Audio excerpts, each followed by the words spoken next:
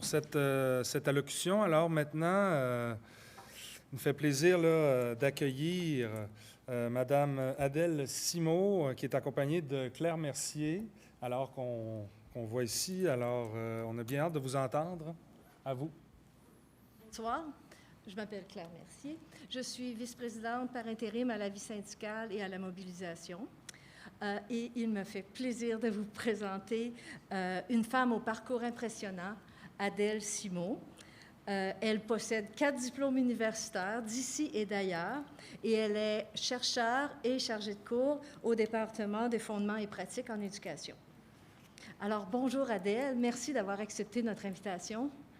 Bonjour Claire, pour moi c'est un grand plaisir de parler de mon parcours de femme immigrante chargée de cours dans le cadre de cette 21e journée des chargés de cours. Adèle, peux-tu nous dire de quel endroit tu viens? Je viens du Cameroun, donc je suis originaire du Cameroun, née au Cameroun, française par naturalisation.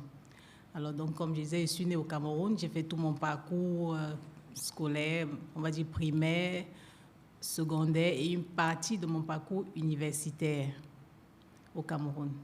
Donc, je suis partie du Cameroun un peu très tôt, mais je n'ai pas eu d'expérience professionnelle au Cameroun en tant que telle, parce que je suis partie du Cameroun très tôt. D'accord. Pourquoi as-tu décidé d'aller poursuivre tes études en France?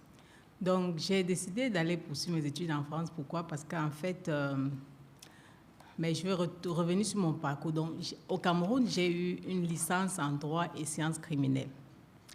Alors, et à l'époque, lorsqu'on avait, enfin au Cameroun, comme dans plusieurs pays africains, lorsqu'on allait poursuivre ses études à l'étranger, c'était une façon de donner une plus-value à ses études. Alors quand on retournait, on avait des diplômes encore plus valorisés et on pouvait aussi occuper des bonnes positions. Donc je suis arrivée en France avec une licence en droit privé et sciences criminelles, mais rapidement je me suis rendu compte que je n'étais pas trop à ma place dans le droit. Donc j'ai fait comme un virage à 360 degrés, je me suis retrouvée plutôt en sociologie parce que je m'étais rendu compte que j'avais beaucoup plus un intérêt pour les phénomènes sociaux, pour les problèmes de société et aussi les relations d'aide. Donc c'est comme ça que je me suis retrouvée en sociologie. Donc j'ai recommencé un parcours en sociologie en France où j'ai eu une licence en sociologie. Et après la licence, j'ai eu une maîtrise aussi en sociologie, en sciences du travail en particulier, parce que j'avais aussi un intérêt vraiment très prononcé pour le travail et l'emploi. Voilà, et aussi, je vais parler aussi de mon autre maîtrise que j'ai eue à l'Institut d'études politiques, donc c'est une maîtrise en sciences politiques. Donc ça fait quand même beaucoup de maîtrises. Peux-tu nous parler des projets de recherche que tu avais à l'Université de Strasbourg? Oui, après ma maîtrise en sociologie et en sciences politiques, il m'est venu, je voulais m'insérer naturellement sur le marché du travail comme tout diplômé. Alors, je me suis heurtée à une difficulté qui était celle de l'insertion socio-professionnelle des diplômés à cette époque. Donc, alors, je me suis posé la question, mais pourquoi toutes ces difficultés des jeunes à intégrer le marché du travail? Et puisque j'avais déjà un intérêt particulier pour le travail et l'emploi, je me suis dit, il va falloir que j'aille investiguer. C'est pourquoi je me suis inscrite au doctorat en sociologie du travail à l'Université de Strasbourg.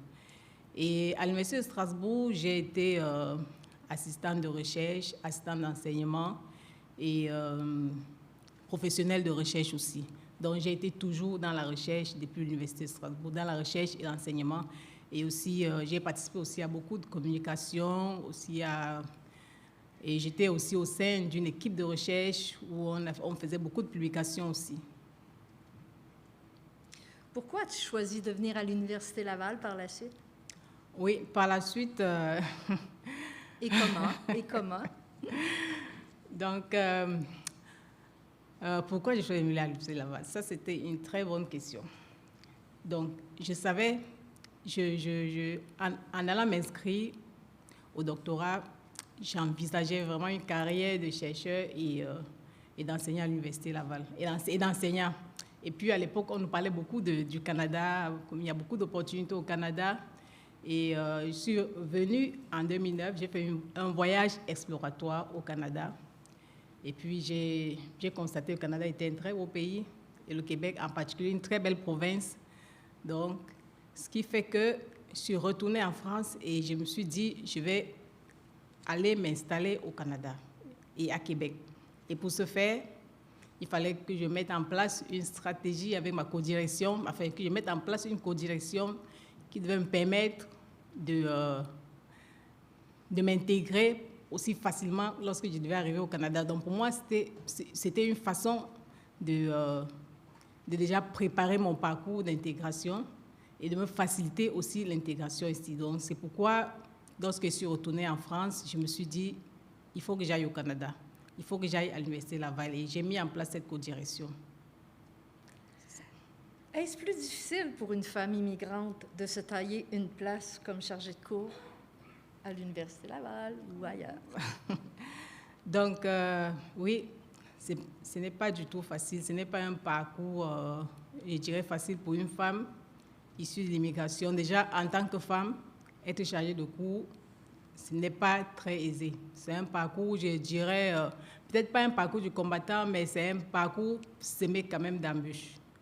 Et issu de l'immigration, ça l'est encore plus. Déjà dans tous les emplois, en tant qu'immigrant ici, surtout on parle d'emplois qualifiés. Déjà s'insérer en tant qu'immigrant dans certains emplois un peu haut placés, c'est difficile. Mais encore comme chargé de cours, ça l'est encore davantage parce qu'on va dire que les postes sont quand même réduits à l'Université Laval. Les postes de professeurs sont réduits, oui, mais en tant que chargé de cours, il faut faire ses preuves, il faut montrer qu'on est compétent. Et lorsqu'on est issu de l'immigration, il faut montrer, il faut encore doublement travailler parce que des fois, je ne veux pas aborder le thème de discrimination ici, mais je vais plutôt dire qu'il faut prouver qu'on est compétent. Parce que des fois, il y a la peur de l'inconnu, on ne sait pas comment l'inconnu se comporte et tout. Mais il faut plus prouver qu'on est compétent, qu'on détient toutes les qualités qu'on recherche et qu'il faut aussi montrer qu'on est capable d'enseigner et aussi de faire la recherche, de s'intégrer de manière efficace dans une équipe de recherche. Merci. Pour vous montrer un petit peu ce qu'on a, un petit peu plus la vidéo qu'on a préparée pour vous, on va vous présenter un petit extrait, puis après ça, je vais vous expliquer autre chose. J'ai fait pour devenir chargée de cours. Quels ont été mes défis? Parce que j'imagine que j'anticipe sur la question que madame devait me poser. Quel a été mon défi? Oui, je dirais que ce n'est pas un parcours, ça n'a pas été un parcours facile. En tant que personne issue de l'immigration et en tant que femme, déjà être chargée de cours, ce n'est pas une mince affaire. Mais en tant que personne issue de l'immigration, c'est un parcours, je dirais, entre guillemets, du combattant, parce que ce n'est pas facile. Il faut prouver ses compétences. Il faut montrer qu'on est à la hauteur, qu'on est capable d'enseigner à l'Université Laval. Et j'ai été confrontée à ça. Donc j'ai prouvé de quoi je suis capable pendant toutes les années que j'ai passées au CREVAD. Donc j'étais impliquée dans la recherche. J'ai fait des communications, j'ai fait des publications et tout ça pour préparer ce parcours. Parce que, comme je vous ai dit, ça prend de la compétence. C'est un parcours qu'il faut préparer. Je vous ai parlé de ma stratégie en France. Donc c'était une stratégie que je visualisais déjà depuis la France parce que je savais qu'avec une codirection, ça me permettrait d'être impliquée. Nous vous invitons à aller voir toutes nos vidéos que nous avons préparées pour la reconnaissance des chargés de cours. Allez visiter notre site YouTube et vous allez pouvoir voir l'intégrale de cette vidéo et d'autres, bien sûr. Alors, on vous demande aussi non seulement de visionner, mais de l'aimer, de la liker, de faire un pouce en l'air pour qu'on puisse avoir plus d'abonnés et beaucoup plus de monde qui voit tout ce qu'on a pu préparer et qui est intéressant sur les personnes chargées de cours. J'en profite pour remercier Nicolas Lefebvre-Legault qui a fait ça pour nous, les vidéos.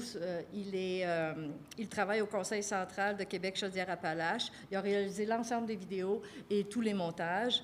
Alors, maintenant, je voudrais vous inviter, je vais avoir une dernière question pour Adèle après, mais j'aimerais vous inviter à lui poser des questions si vous en avez.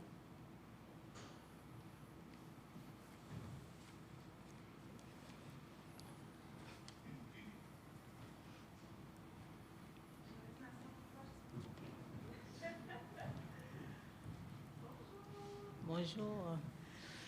Juste peut-être mettre en contexte que ma thèse portait sur l'insertion socio-professionnelle des femmes maghrébines à Québec. Est-ce que je peux enlever mon micro ici? Oui, tu peux enlever le masque, Caroline, oui, et présente-toi aussi pour le bénéfice de tout le monde. Excusez-moi, j'enseigne très tôt le matin. Caroline Gauthier, chargée de cours au département des relations industrielles et aussi professionnelle de recherche. Hein, c'est comme ça, des fois, qu'on est capable de concilier les deux. Donc, bien au fait des différentes embûches auxquelles font face les femmes immigrantes, surtout lorsqu'elles viennent de pays de l'Afrique. Donc, bravo pour votre parcours.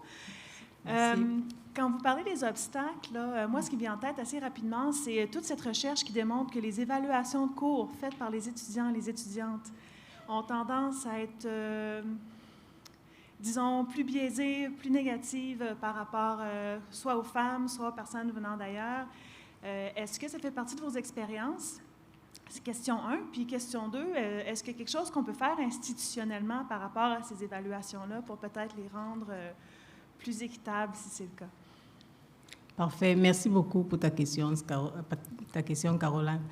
En ce qui concerne les évaluations, je dirais que ça fait 5 années que j'enseigne à l'Université Laval, mais je vous dirais que j'ai de très, très belles évaluations. Donc, je n'ai jamais été confrontée à une situation ou à un étirement avec un étudiant ou quoi que ce soit. Mais mes évaluations ont été toujours très belles. Moi, des fois, il y a des années où j'ai même été surprise de mon évaluation, de voir les belles paroles que les gens viennent témoigner à mon égard. J'en ai donné quelques-unes, peut-être ça passe en boucle là. Des fois, je suis surprise parce que la première année, j'avais un peu comme une appréhension. Et je vous dis, cette première année n'avait pas été facile, mais je me suis affirmée. Et les étudiants, les premiers cours, lorsqu'ils arrivaient, c'était plus pour me challenger. Et je le savais que je devais être challengée. Donc, ça fait que je me préparais très bien à répondre à toutes leurs questions et je m'assurais que je maîtrisais très bien les contours de mon cours. Alors, une fois, moi, à chaque session, pour moi, c'est tout un challenge, c'est tout un défi, parce que des fois, quand les étudiants viennent, peut-être ils s'attendent à voir quelqu'un d'autre, enfin, qui n'a pas ma couleur, mais lorsqu'ils constatent que c'est moi, alors ils se mettent...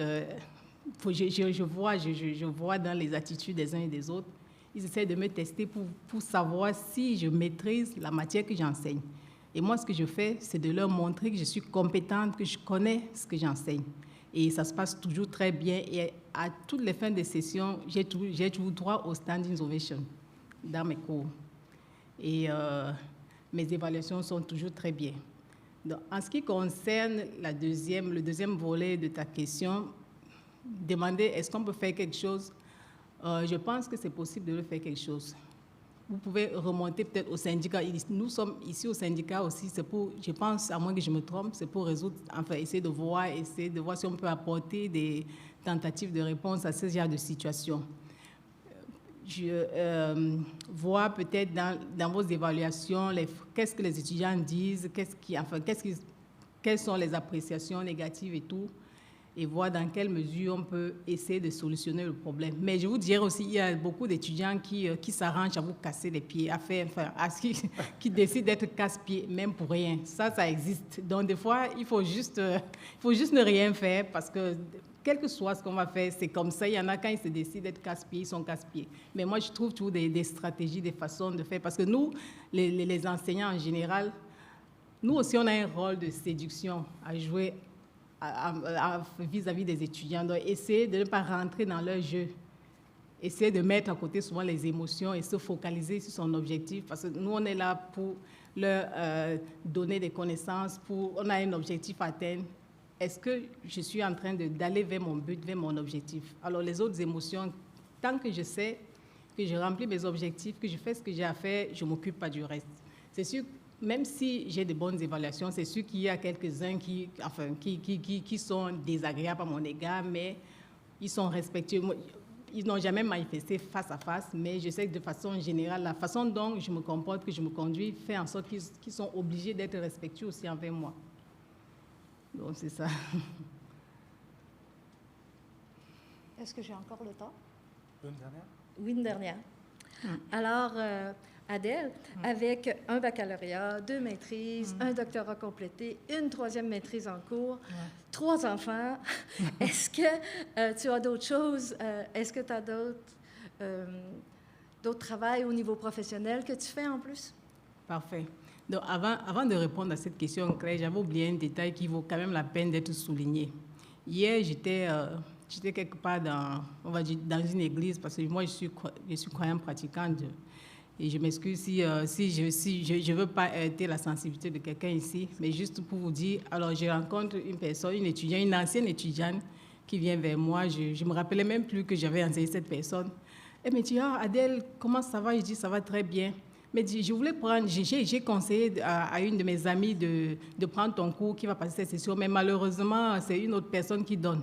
Et elle dit qu'elle ne veut pas prendre son cours parce qu'elle aimerait que ce soit toi qui le donne, parce qu'il y a beaucoup de monde qui prennent ce cours, enfin beaucoup de monde qui veulent prendre ce cours parce que c'est toi qui le donnes. Parce que ça se parle que la prof qui donne ce cours-là, elle est très bonne, elle est très compétente, donc il faut le prendre. Donc, vous voyez à quel point on impacte des personnes. Et moi, j'étais tellement contente parce que finalement, c'est notre pays. À nous, hier, c'était... juste le fait qu'elle m'ait dit ça, ma journée était pointée. Donc, j'étais très, très contente de savoir quel genre d'impact on peut avoir sur des personnes. Voilà, c'était juste cette petite anecdote. Je pense que ça valait quand même la peine d'être souligné. Et l'autre question, c'était...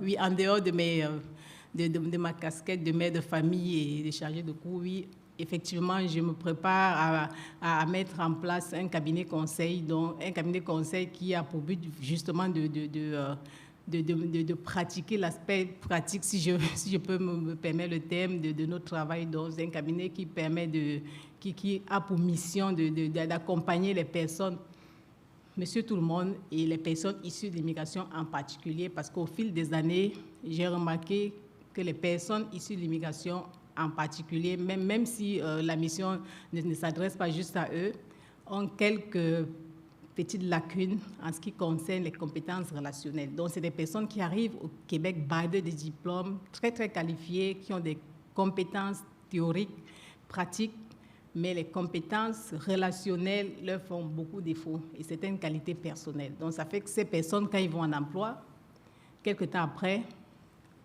ils sont éjectés de l'emploi ou ils sont licenciés et des fois, on ne leur donne pas la raison. Mais moi, j'estime que j'ai une bonne connaissance du marché du travail et du mode de fonctionnement du marché du travail et de l'emploi au Québec. Je comprends directement que ces personnes doivent présenter des lacunes dans certains aspects parce qu'on ne leur dit pas pourquoi ils sont licenciés. Alors, le cabinet conseil vise à accompagner beaucoup plus ces personnes, à les aider à s'insérer et à se stabiliser, surtout en emploi. Parce que trouver un emploi, des fois, ça peut être rapide lorsqu'on a réussi, surtout lorsqu'on œuvre dans un domaine où il y a la tension, où la main-d'œuvre est recherchée. Mais maintenant, garder son emploi, c'est tout un autre défi. Donc, c'est pourquoi le cabinet Pro-Carrière Conseil se donne pour mission d'aider ces personnes.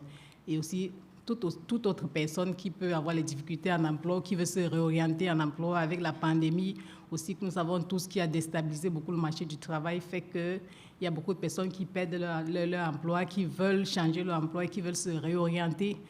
Nous sommes là pour les aider à faire ça. Et aussi, Pro-Carrière Conseil aussi se donne pour mission de faire la recherche. La recherche, en particulier la recherche qualitative et quantitative sur la population immigrante, sur l'insertion professionnelle et aussi à donner certaines formations aussi aux gestionnaires. Je tiens beaucoup plus à cette formation aux gestionnaires parce que nous, on a constaté aussi que les gestionnaires ont aussi quelques petites lacunes en ce qui concerne la gestion de la diversité. Ils ne sont pas toujours outillés, ils n'ont pas toutes les compétences nécessaires à gérer une équipe pluridisciplinaire. C'est pourquoi on peut voir aussi beaucoup de taux de roulement dans certaines entreprises parce que c'est dû à les problèmes d'inclusion, la diversité et tout ce qui tourne autour. Et cette formation va leur permettre non seulement de les outiller, mais d'éviter aussi un taux de roulement très élevé, d'éviter aussi certains litiges et aussi de leur permettre d'avoir une bonne productivité. Donc, finalement, c'est gagnant-gagnant aussi bien pour les gestionnaires ou l'employeur que pour l'employé. Donc, voilà, c'est en bref la mission du cabinet. Merci beaucoup, Adèle. Merci beaucoup, Claire.